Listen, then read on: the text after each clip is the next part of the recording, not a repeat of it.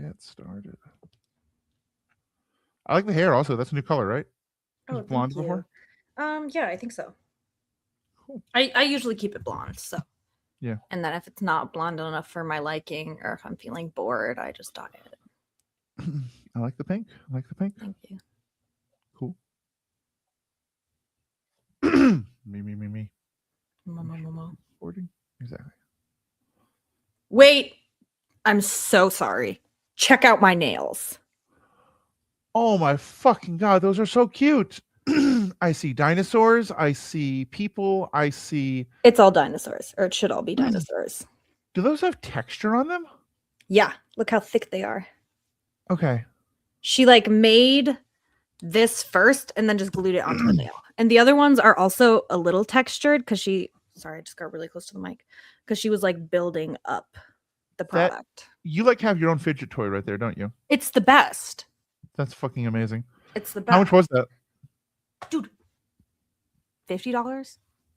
That's real good. Yeah. That's my real nail good. tech, like, I found her on TikTok and she doesn't charge for designs at all. And I'm like, girl, people are going to take advantage of you and I'm going to be one of those people. Like, but I'm going to tell you that you should raise your prices, but I'm going to tell you, please don't do it for me though. I'm really broke.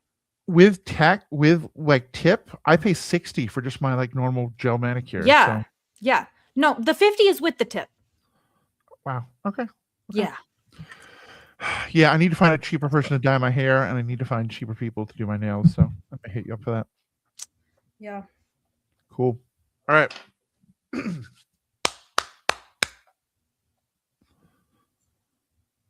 Hello and welcome to this episode of the Star Wars Generations podcast. Today is myself, Matthew, along with co-host Aaron, talking about episode 1 of Star Wars Visions Presents The Ninth Jedi. And Aaron, I want to start us off right away by asking, would you give your name to a dictator? Fuck, no, I'm sorry. No. Would you give your name to a tyrant? I wouldn't give my name to nobody. I don't give my name to a person on the street like that. Oh, God, no. She's like, I'm Kara, La Kara. I was like, first and last, bitch, that's the same as Odysseus telling the Cyclops his home address. Like, what is wrong with you? Like, come on. I liked it. I it was one of those lines that felt like. So for those who haven't seen it, by the way, we are talking about the first episode of The Ninth Jedi. It is. I think this is going to be a very good show, and I definitely recommend people check it out. I'm a little sad that it's not getting more attention, and we'll talk about that as part of our discussion. I'll admit off the front that I didn't love this first episode necessarily, but I do think people should watch it, check it out. Hopefully hit pause before that, but we will be doing massive spoilers of that whole first episode.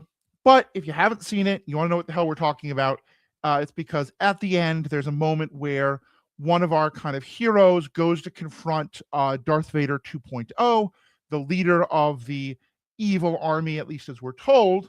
We're going to get a reveal that's going to say more about that. And when the guy asks his name before they fight to the death, he says, I will not give my name to a tyrant.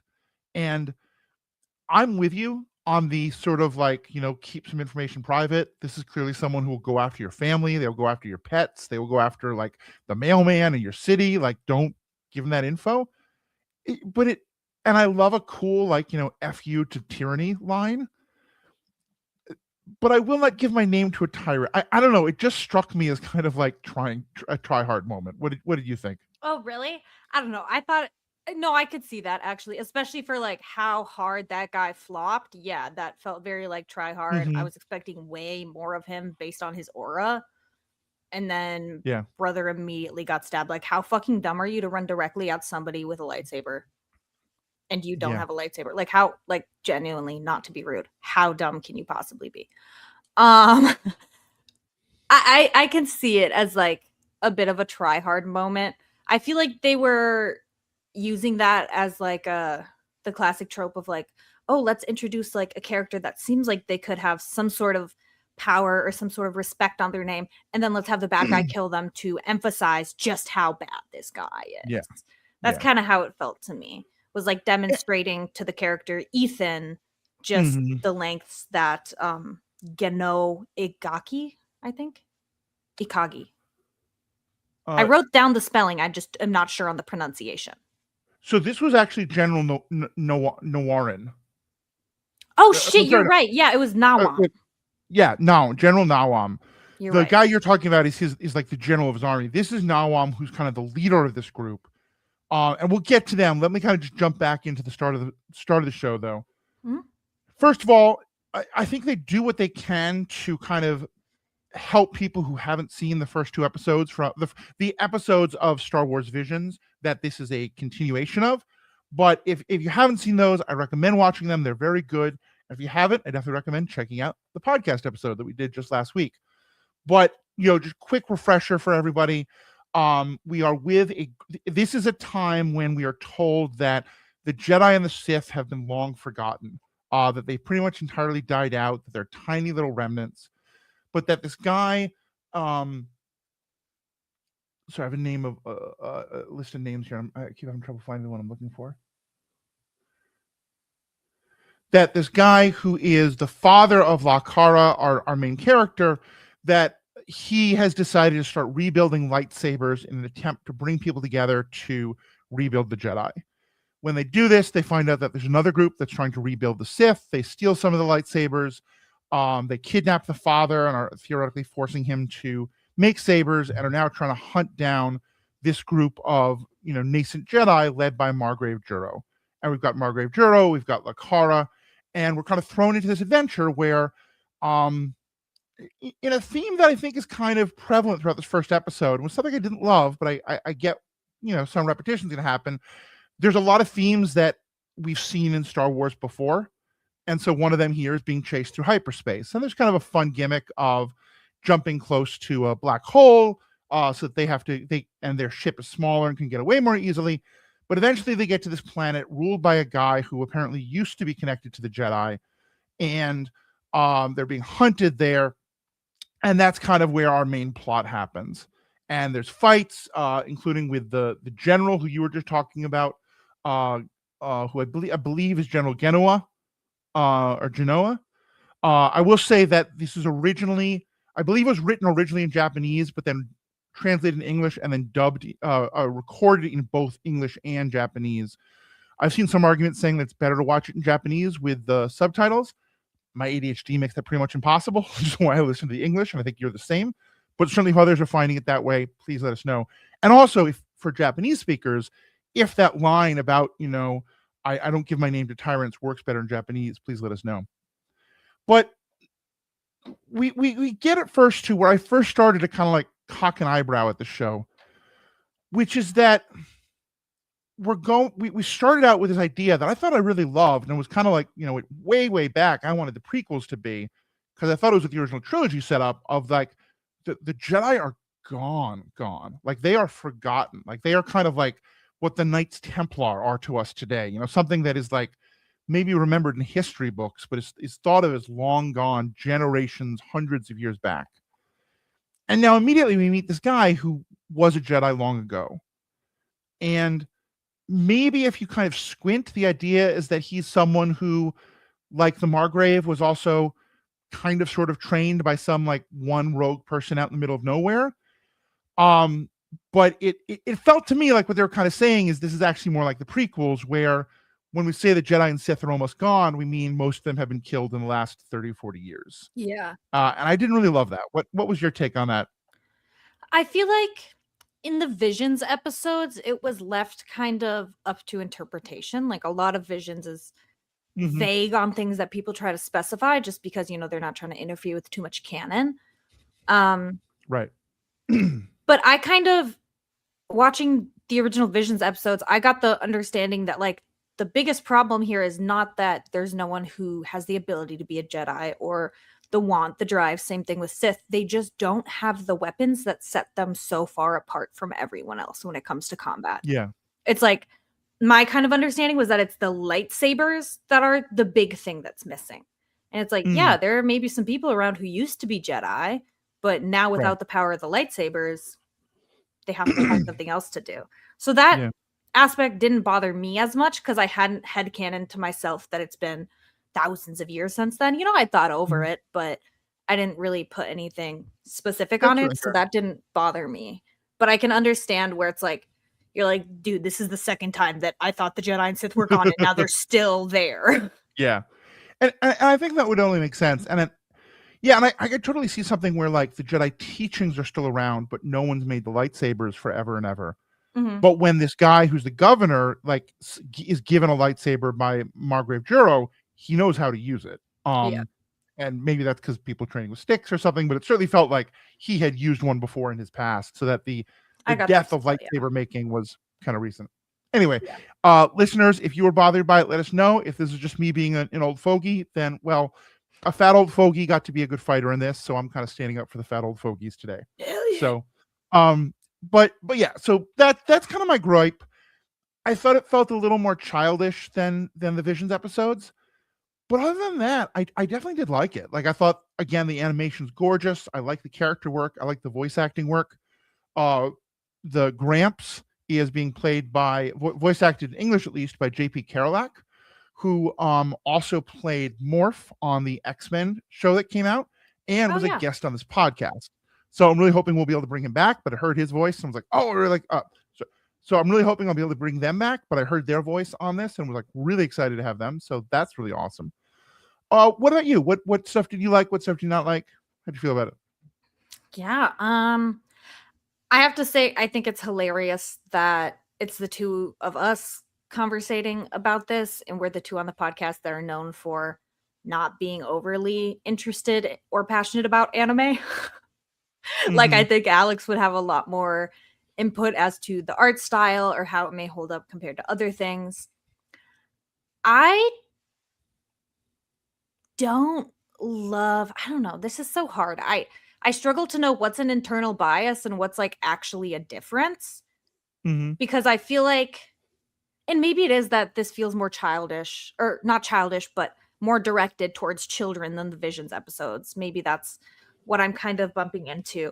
But I feel like from the small exposure I've had to anime, oftentimes female characters are a bit infantilized and just have like the really high pitched voice and like the ooh ah.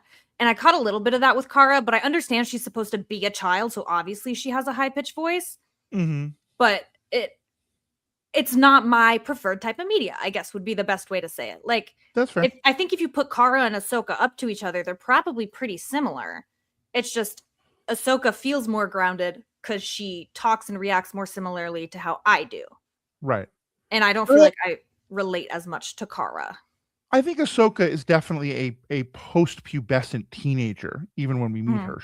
She's young, she's like 14 or so, but I think Kara is supposed to be like 9 or 10. So yeah.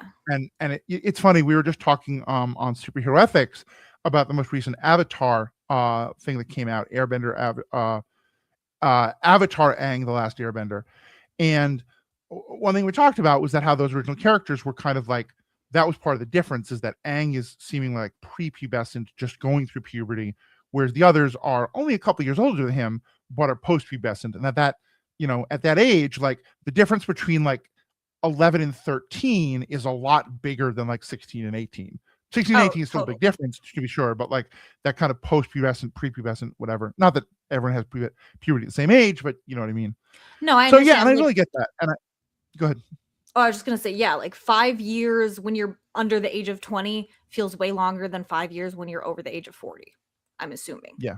Like you go through so much more change and difference in life. Like you're growing up versus being hypothetically more settled into what you want your life to be. Yeah. So that makes total sense. Is 5 years a third of your life, or is it an eighth of your life? It's exactly, yeah. Difference. Yeah, and I can totally get that. I think it is not. We did a whole episode on anime a while back with former co-host Riki, and had a lot of great things to say about that. And I think there are a lot of tropes involving kids of all genders, but definitely there are some of the ones you're talking about with women. There's a lot of anime where I know women tend to either be kind of like young girl type roles that you're talking about, or very femme fatale, and not very much in between. Yeah. I think Visions has gone past that in a lot of its ways, so I don't think there's going to be too much of that. I imagine we're going to get a bunch of other great female characters, but yeah, I can see why I don't mind her, but she hasn't grabbed me as a character. Like right now, I think Margrave is the one I'm the most interested in. No, I think go ahead. what you said kind of reminded me or made me think, like, I think, yeah, the quote unquote complaints, or just like things that aren't really vibing with me, are probably just because it's reminding me of another thing a little bit. And I don't have really any experience with like anime that's not like my cousin and his friends were watching it and we were like, oh, LOL. And then they're like, rough sex on the screen. And we're like, he's like, okay, my cousin's sitting here. We're going to watch something else. And I was like, I'm never watching That's fair. That's anime. fair. Like, so I think maybe I'm just like really scared that anime is going to go downhill and be something I don't want it to be. And I Mhm. should have more trust because obviously Disney's not going to put out anything similar to what I just described. Yeah, I mean, I think even I know that there's an awful lot of anime that's pretty damn horny, but there's still a pretty clear distinct. Like that was from what you're talking about. It sounds like someone was showing you hentai, or like there is even in anime worlds a distinction of like porn, Yeah. and we're pro porn, pro sex work type stuff here, but like that's not necessarily what you want to watch when you're a kid with your family. Um, Mhm. so yeah, I get that. That's clearly not where this is going to go, but Yeah. yeah, I get you. It's not an art form that I think for either one of us is like, oh, I'm super excited about this art form. Yeah. And I I just do don't know think it much is about very, it. a lot of people have been critical of Disney for their marketing strategies. I don't think this is being marketed well at all. When I open up the Disney page, I just scroll down to find it on the literal day it's being released. But I think probably of the biggest marketing failures, Alex is the anime guy on our podcast, and they released this while he's moving. So come on, guys, get your shit together. We'll definitely get Alex in though for a later episode because I think he's going to be a voice that will really have a lot to say about this. All that being said, though, I want to talk about the character who I thought at first was like I was going to be really kind of bored by, and then there's a big reveal in the last few minutes, and I was like, Mhm. okay, now I'm here for this. So I hope most of you have seen this, but again, if you really haven't, you really just want to kind of follow along with us, fair enough. We have this leader named Nawam, uh, and he is kind of the leader of this group, and I referred to him earlier as Darth Vader 2.0. And there are, I think, a number of tropes in this that felt like we've seen them before. There was as I said, there was being tracked through hyperspace. There was a whole bunch of drones of robots that, sorry, a whole bunch of droids where if you knock out their central control where if you knock out the central control in the main ship, they stop functioning. We've seen that before. Some of those droids kind of had like a ball type shape and weapons and moving on their hands. There was no shield, but they looked an awful lot like droidicas. And then we have this guy who's dressed all in black and has a metallic helmet and speaks with a kind of metallic-y voice, not the band, the metal. Um, and a Metallica voice would be awesome. But and seems pretty evil McEvil pants. Mhm. And he's certainly driving this army to want to conquer everybody and all this stuff. And so we hear that like he has issued this challenge that if anyone can defeat him in a fight, that they will get to take over his army. And a couple of the people connected to our heroes have gone to kind of spy on this group and figure out what's going on and see like, well, can we just take them down this easily? Mhm. And so this one guy kind of gets kind of caught doing this and then winds up issuing the challenge saying, I'll fight you. And Nawam pulls out a lightsaber, and the lightsaber is blue. And at first you might be like, well, General Grievous had blue lightsabers and green lightsabers. He could have just stolen it. But one thing that had been established is that these new brand of lightsabers that have been built, and as far as we know, these are the only ones in the galaxy. Everyone who has one, Sith or Jedi or anyone, is using one of them. That they change color because they can kind of like sense the mood, sense the connection to the Force that the person using them has. And in one of those episodes from Visions, we saw they will turn red in the hands of evil people, and thus you know who they are. And his didn't. Mhm. And there's a lot of implications we could draw from it, but I think it's pretty wide open, and I'm pretty curious about it. What was kind of your thought on seeing that? I wasn't sure. Like the character Ethan, said like the lightsaber's blue. Like, is he a Jedi or something along those lines? And I was sitting there and I was like, Mm-hmm.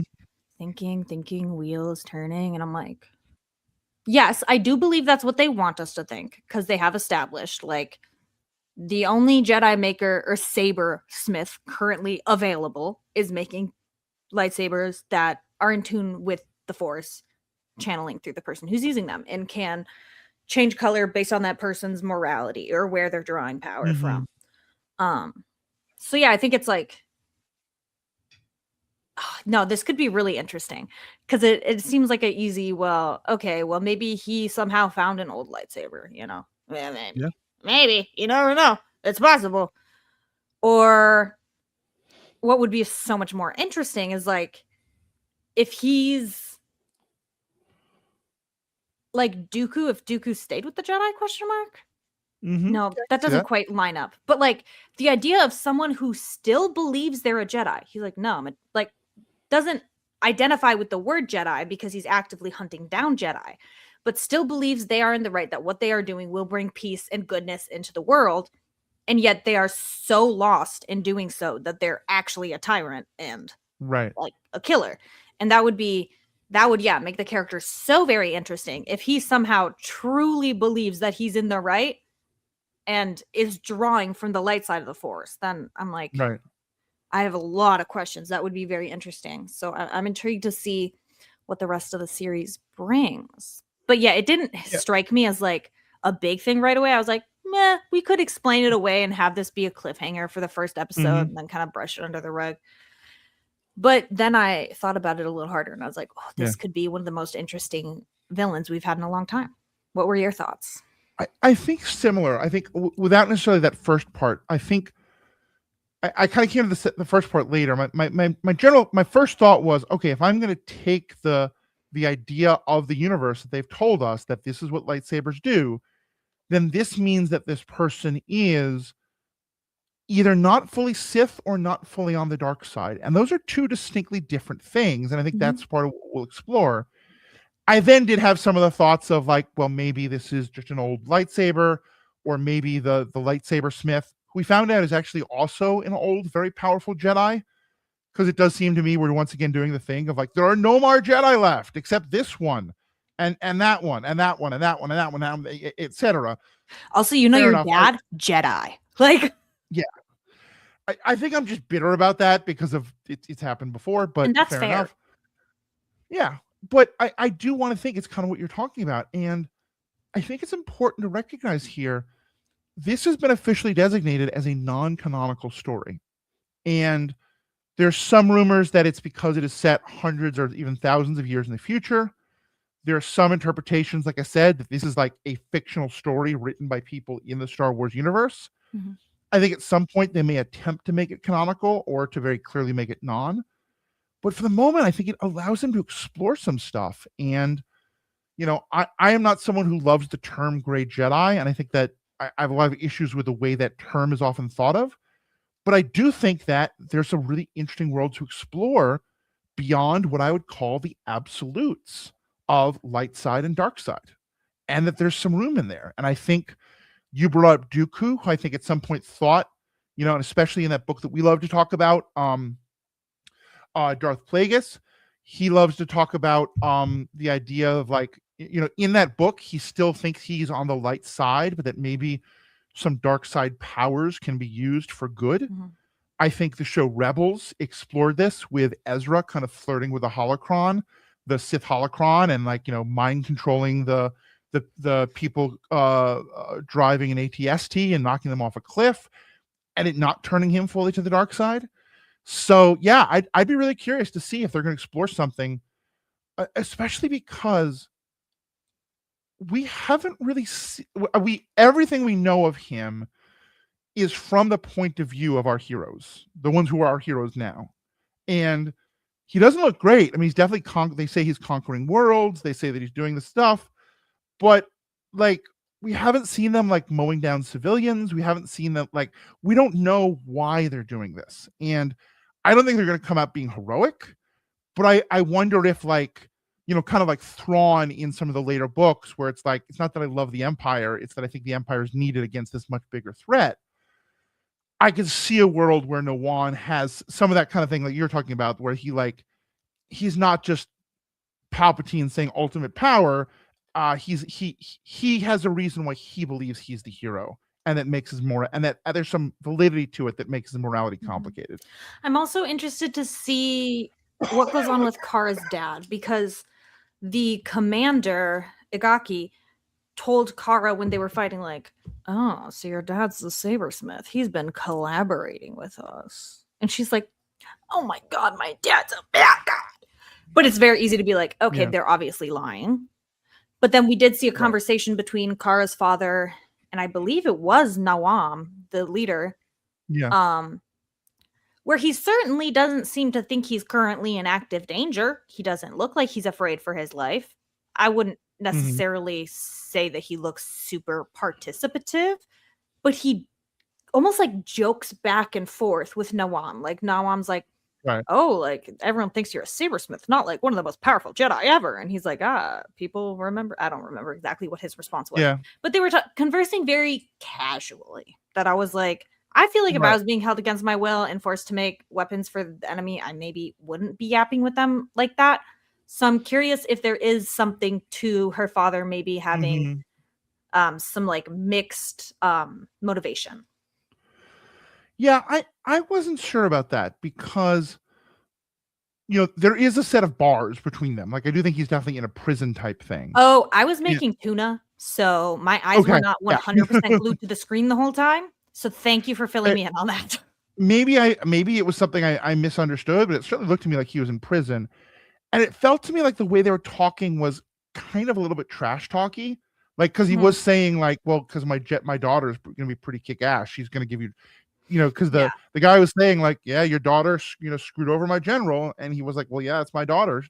And so yeah, I feel like they are not like, yeah, he's not. There's not a lightsaber to his throat. I don't think he's actively helping them. I think there is. I wonder if now that Nawam knows that Kar is actively looking for her dad, he's going to spin some lies to manipulate her father Yeah. about her. I think it's certainly possible. It's certainly possible. So, yeah, I think overall, kind of maybe not our favorite, but enough interesting questions and interesting possibilities that we're definitely excited to watch the rest and keep talking about it. Yeah, I think I'd agree.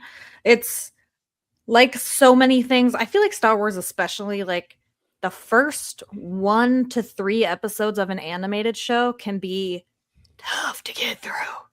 And I'm saying that mostly about the Clone Wars, a little bit about Rebels as well. Bad Batch hit it hard and heavy from the get-go. They started with Order 66. I think Avatar: The Last Airbender is one of the best TV shows I've ever seen, let alone just best animated. And the first couple episodes of that are pretty rough. So Yeah.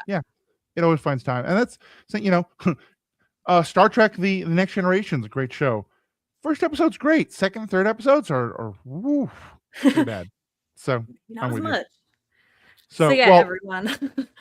Just like we are, even if this isn't your thing, hang in there, watch the whole season. Thank you. And let us know, what do you want to talk about? Do you have questions you want us to explore? Guests you want us to try and bring on? We're definitely gonna try and get JP on. We will definitely make sure we have Alex on for the next episode, or at least one of the next episodes about this show. He's just going through a lot right now with moving and stuff like that. But let us know what you think. Let us know what your thoughts. Of course, please check out all the other awesome things that are happening on theethicalpanda.com and truestory.com. That's where all the other awesome podcasts that I'm on. Aaron's been a guest on some of them. Paul's been a guest. Great stuff happening all over that podcast network. So on behalf of myself and Aaron and Alex and all the wonderful people here, thank you so much. We have spoken. Don't be reckless. Don't be reckless. Don't be reckless. Yeah. So don't be suspicious. Yeah. No, I get you. I think it's really funny to tell a 9-year-old rushing into battle to not be reckless. Like, what do you expect? Yeah, maybe don't let the 9-year-old rush into battle. Bro. Okay, bye.